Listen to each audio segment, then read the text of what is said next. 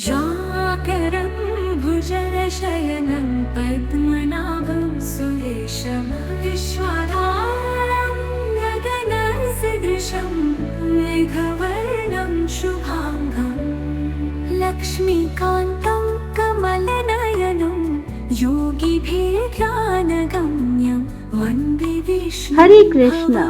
स्वागत है आप सभी का हमारे भक्ति कहानी चैनल पर। और आज आप सुनेंगे कार्तिक मास महात्म्य कथा अध्याय 7।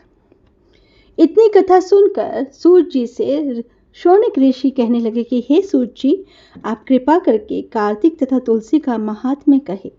तब सूत जी कहने लगे कि हे ऋषियों, जो तुमने मुझसे प्रश्न किया है, यही प्रश्न एक समय नारद जी से राजा पृथु ने किया था। वह जो उत्तर नारद जी ने उन्हें दिया, वही मैं तुमसे कहता हूँ। एक समय राजा पृथु नारद जी से कहने लगे कि नारद जी, भगवान को तुलसी इतनी अधिक क्यों प्रिय है? आप इसका महात्म्य कहिए।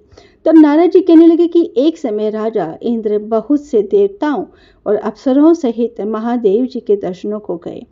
सो सब कैलाश जब पहुंचे, तब तक एक बड़े भारी आकार वाले और भयंकर नेत्रों वाले पुरुष को देखकर इंद्र ने पूछा कि तू कौन है और शिव कहाँ है? जब कई बार पूछने पर भी उसने कोई उत्तर नहीं दिया, तब इंद्र ने क्रोध में आकर अपना वज्र उसके कंठ पर दे मारा, जिससे उसका कंठ नीला हो गया, परंतु इंद्र का वज्र भी भस्म हो गया। फिर उसकी आंख से ऐसी प्रचंड अग्नि निकली मानो इंद्र सहित सारे संसार को भस्म कर देगी। ऐसी स्थिति देखकर बृहस्पति जी हाथ जोड़कर और इंद्र को दंड आकार झुकाकर भगवान शिव की स्तुति करने लगे कि हे देवाधिदेव, त्रिपुरासुर तथा अकासुर का नाश करने वाले, यज्ञ का फल देने वाले त्रिपुरारी, आपको नमस्कार है। ब्राह्मणों की रक्षा करने वाले, आपको नमस्कार है। नारद जी कहने लगे कि हे राजा पृथु, इस प्रकार स्तुति सुनने पर श्री महादेव जी ने त्रिलोकी को नष्ट कर देने वाली अग्नि को शांत कर दिया और कहने लगे कि हे देवताओं, वर मांगो। मैं आपकी स्तुति सुनकर अति प्रसन्न हूँ। हमने इंद्र को जीवन दान दिया और हे बृहस्पति जी, आज से तुम्हारा नाम भी जीव होगा। बृहस्पति जी कहने लगे, यदि आप प्रसन्न हैं तो इंद्र की रक्षा कीजिए और संसार को जला सकने वाली अग्नि जो आपके नेत्र से उत्पन्न हुई है, उसको शांत कीजिए। तब शिव कहने लगे कि नेत्र से निकली हुई अग्नि वापस कैसे जाए? अतः हम सबको इसको दूर फेंकते हैं।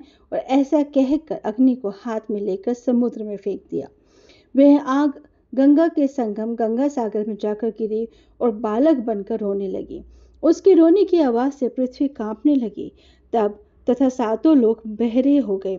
ऐसा आश्चर्य देखकर वहां पर आए हुए ब्रह्मा जी समुद्र की गोद में बालक देखकर आश्चर्य से पूछने लगे कि यह बालक किसका है? समुद्र ने बड़े आदर से बालक को उठाकर ब्रह्मा जी की गोद में दे दिया और कहने लगे कि यह मेरा पुत्र गंगा से उत्पन्न हुआ है, आप इसके जात कर्म कराएं।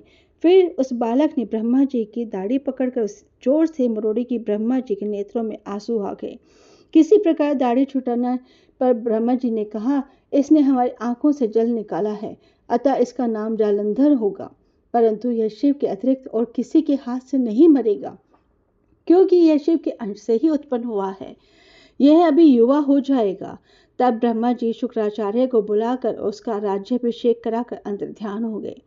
तब समुद्र ने कालनेमी की कन्या वृंदा के साथ उसका विवाह कर दिया, जो कि पतिव्रताओं में सबसे प्रथम और अति सुंदर थी। परम सुंदरी वृंदा के साथ विवाह कर जालंधर अति प्रसन्नता से दिन बिताने लगा। जब जालंधर घर आता तो वृंदा अपने हाथ से पंखा झलती, पाद अर्घ्य आचमन उसको अर्पण करती। वे अपने पति को नारायण समझकर उसकी सेवा किया करती थी। नारद जी कहने लगे कि हे राजा पृथु, अब मैं पतिव्रता स्त्रियों के कुछ लक्षण तुमसे कहता हूँ। पतिव्रता स्त्री अपने पति के दुख में दुखी और उसके सुख में सुखी होती है। परदेश जाने पर दुखी और पति के मर जाने पर सती हो जाती है। पति के पाप तथा पुण्य को आधा बांटने वाली स्त्री को अपने पति के मर जाने पर अवश्य सती हो जाना चाहिए। जो स्त्री सती हो जाती है वह अपने पति के साथ अपने शरीर के 3.5 करोड़ रोमों के अनुसार 3.5 करोड़ वर्ष तक अपने पति के साथ स्वर्ग में वास करती है। जो स्त्री सती होने के लिए जितने कदम शमशान की ओर ले जाती है, उसको कदम कदम पर एक एक यज्ञ का फल प्राप्त होता है। वह अपने माता पिता तथा पति तीनों कुलों को पवित्र कर देती है। जैसे सपेरा सांप को बिल से बाहर निकाल लेता है, वैसे ही वह अपने पति को नरक से बाहर निकाल लेती है। अतः पतिव्रता स्त्रियों को अपने मृतक पति के साथ ही सती होना उनका परम धर्म है। इतना कहकर नारद जी बोले, हे राजा पृथु, देवताओं से डरकर जो सब दैत्य पाताल में भाग गए थे, वे जालंधर का अभय पाकर फिर पृथ्वी पर आकर घूमने लगे। उसी समय जालंधर ने कटे सिर राहु को देखा तो उसने शुक्राचार्य से इसका कारण पूछा। तब शुक्राचार्य ने समुद्र मंथन तथा देवताओं द्वारा रत्नों के हरण की कथा सुनाई। इस प्रकार पिता का मंथन और दैत्यों का अनादर सुनकर जालंधर ने क्रोध में आकर अस्वर नाम वाले दूत को बुलाकर सुधर्मा के पास भेजा। वे सभा में जाकर अभिमान पूर्वक इंद्र को नमस्कार न करके कहने लगा कि दैत्यपति जालंधर ने जो कुछ कहा है वह सब तुम सुनो। हमारे पिता का मंथन करके जो तुमने रत्न लिए हैं उन पर तुम्हारा कोई अधिकार नहीं है, अतः वे रत्न हमको वापस कर दो। घसमर के ऐसे वचन सुनकर इंद्र भय और विस्मय से कहने लगा कि समुद्र सदैव हमारे शत्रु दानवों की रक्षा करता है, अतः हमने उसको मत कर रत्न लिए हैं, इसलिए उन पर दैत्यों का कोई अधिकार नहीं है। दूत ने ये सब समाचार वापस आकर जालंधर से कहा तो वह अत्यंत क्रोधित हुआ और देवताओं को जीतने का उपाय सोचने लगा। उसने सब दिशाओं तथा पातालों में अपने दूत भेजकर सब दैत्यों को बुलाया और शुंभ तथा निशुंभ को आकर अपना सेनापति बनाकर स्वर्ग के नंदनवन में जाकर इंद्र की अमरावतीपुरी को घेर लिया। तब देवता भी युद्ध के लिए बाहर निकल आए और अनेक प्रकार के शास्त्रों से देवताओं तथा दैत्यों में युद्ध होने लगा। वे सब एक दूसरे को मार मार कर गिराने लगे। सब तरफ खून बहने लगा। मरकर गिरे हुए घोड़ों और हाथियों से पृथ्वी भर गई। उधर युद्ध में मारे गए दैत्यों को शुक्राचार्य अपनी संजीवनी विद्या से जीवित कराने लगे। इधर बृहस्पति जी द्रोणाचल की दिव्य औषधियों द्वारा देवताओं को जीत करने लगे।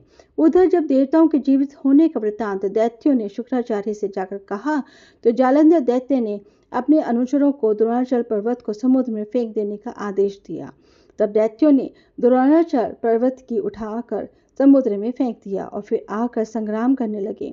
जब देवताओं को जीवित करने के लिए औषधि लेने बृहस्पति जी द्रोणाचल गए तो वहां दिव्य पर्वत को न देख और देवताओं का दैत्य के द्वारा निरंतर संहार होते देख वे घबरा कर कहने लगे कि हे देवताओं, शीघ्र ही यहाँ से भागे। ये दैत्य शंकर के अंश से उत्पन्न हुए हैं, अतः अब तुमसे नहीं मरेंगे। गुरु जी की यह बात सुनकर देवता भय के मारे दशों दिशाओं को भागने लगे और जालंधर दैत्य ने जीत के नगारे बजाते हुए देवों की अमरावती नगरी में प्रवेश किया। सब देवता भय के मारे सुमेरु पर्वत की गुफाओं में जाकर छिप गए। सब देवों के भाग जाने पर जालंधर इंद्र की पुरी अमरावती को शुंभ निशुंभ के अधिकार में सौंपकर स्वयं देवताओं का पीछा करने के लिए सुमेरु पर्वत की ओर गया। इंद्रादिक सब देवता जालंधर को फिर आता हुआ देखकर भगवान विष्णु की स्तुति करने लगे। बोले, हे मच खच आदि अनेक रूप धारण करने वाले, भक्तों के दुखों को नाश करने वाले, सारी सृष्टि का पालन तथा संहार करने वाले, शंख चक्र गदा और पद्म को धारण करने वाले, आपको नमस्कार है। लक्ष्मीपति दैत्यों का नाश करने वाले, पीतांबरधारी शरणागतों की रक्षा करने वाले, आपको नमस्कार है। जालंधर दैत्य से दुखित देवताओं का संताप को हरने वाले, सूर्य और चंद्रमा दो नेत्रों वाले, आपको नमस्कार है। नारद कहने लगे कि हे राजा पृथु, जो कोई भगवान की इस संकट नाशक स्तुति को पढ़ता है उसके संकट नाश को प्राप्त हो जाते हैं। भगवान विष्णु देवताओं की स्तुति सुन और उनको दुखी जानकर शीघ्र से उठ गरुड़ पर सवार होकर जाने लगे तो लक्ष्मी जी ने पूछा कि भगवान, आप कहाँ जा रहे हैं? तब उन्होंने उत्तर दिया कि तुम्हारे भाई जालंधर से पीड़ित देवताओं की सहायता के निमित्त जा रहा हूँ। तब लक्ष्मी जी कहने लगी कि भगवान, मैं आपकी परम प्रिय हूँ, तब आप मेरे भाई को कैसे मारेंगे? तब भगवान ने कहा कि शंकर से उत्पन्न और ब्रह्मा के वचन से हम जालंधर को कदापि नहीं मारेंगे। ऐसा कहकर वे शंख चक्र और खड्ग लेकर जालंधर के साथ युद्ध करने के लिए चल दिए। जिस समय भगवान युद्ध करने के लिए गए तो बहुत से दैत्य गरुड़ के पंखों के वेग से ही मारे गए। पवन से पीड़ित दैत्यों को देखकर जालंधर को अत्यंत क्रोध आया और वह भी विष्णु के सम्मुख युद्ध को आया। उस समय भगवान विष्णु और जालंधर दैत्य का महाघोर युद्ध हुआ। आकाश मेघों की तरह बाणों से ढक गया। तब भगवान ने जलंधर के ध्वजा, छत्र, घोड़े और धनुष सब अपने बाणों से काट डाले। जालंधर ने भी गरुड़ के मस्तक पर गदा मारकर गरुड़ को मूर्छित कर दिया। भगवान ने उसकी गदा को अपनी तलवार से काट दिया। फिर दोनों में मल्ल युद्ध हुआ। जालंधर ने भगवान की छाती पर मुक्का मारा। उस समय भगवान और जालंधर के इस घोर युद्ध को देखकर सारा संसार भयभीत होकर कंपायमान हो गया। तब भगवान विष्णु ने कहा कि हे दैत्यराज, तुम्हारा और हमारा युद्ध ठीक नहीं, क्योंकि तुम लक्ष्मी के भाई हो। तब जालंधर ने कहा, यदि आप प्रसन्न हैं तो मुझको यही वरदान दें कि लक्ष्मी जी तथा अपने गणों सहित आप मेरे घर में वास करो। एवं वस्तु ऐसा ही होगा कहकर भगवान लक्ष्मी जी सहित जालंधर नगर में चले गए। तब जालंधर देवताओं के स्थान पर सब देवताओं को नियुक्त करके जालंधर नगर में निवास करने लगा और देव, गंधर्व, किन्नर, यक्ष आदि के पास जो भी रत्न थे वे सब अपने अधिकार में करके निशुंभ को शासन करने के लिए पाताल में भेज दिया। वहां उसने शेषादि नागों को वश में कर लिया। इस प्रकार जालंधर देव, यक्ष, किन्नर, गंधर्व और मनुष्य सबको अपनी प्रजा बनाकर पुत्र समान तथा धर्म की नीति से उनका पालन करते हुए त्रिलोकी का राज्य भोगने लगा। नारद जी बोले, हे राजा पृथु, एक समय भगवान के दर्शन करने तथा जालंधर की राज्य लक्ष्मी देखने के लिए हम भी वहां गए। कार्तिक मास महात्म्य कथा अध्याय 7 संपूर्ण हुआ। श्रीमन नारायण नारायण नारायण, भजमन नारायण नारायण नारायण। बोलो लक्ष्मी नारायण भगवान की जय। भक्तों, कार्तिक के मास में हर रोज तुलसी माता की कहानी और तुलसी माता की आरती करनी चाहिए। आइए सुनते हैं तुलसी माता की कहानी और आरती।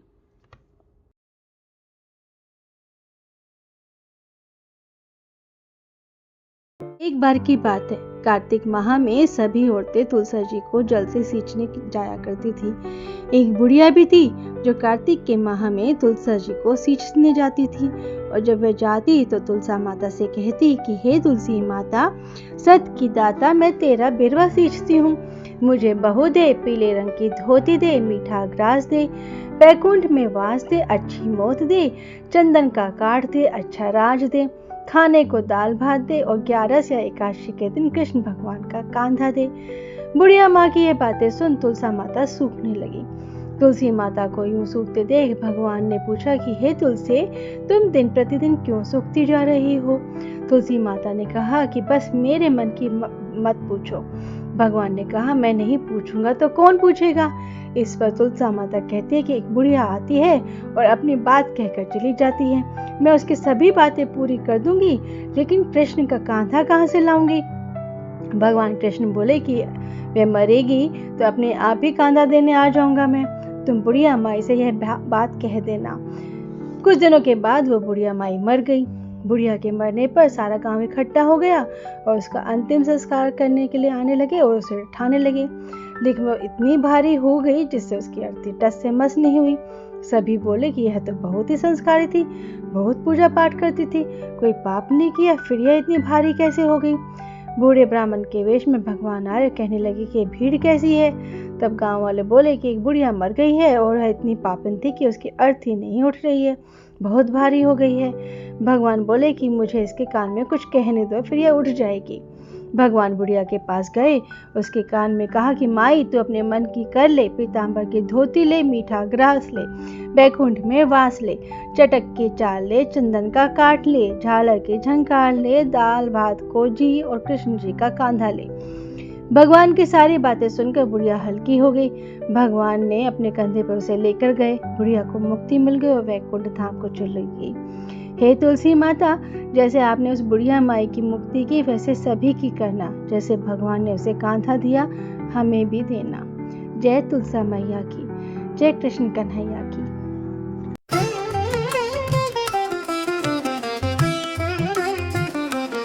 जय जय तुलसी माता मैया, जय तुलसी माता, सब जग की सुखदाता, सबकी वर माता मैया जय तुलसी माता।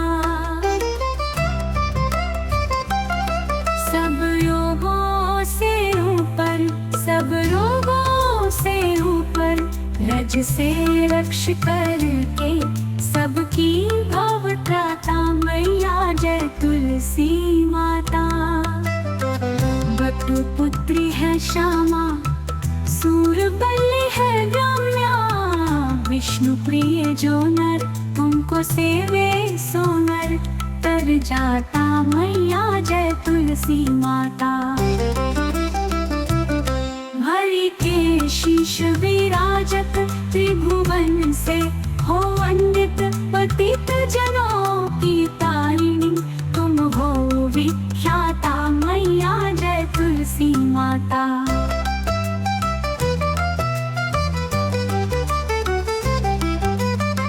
लेकर जन्म विजन में आई दिव्य भवन में, मानव लोक तुम्हीं से सुख संपत्ति पाता, मैया जय तुलसी माता।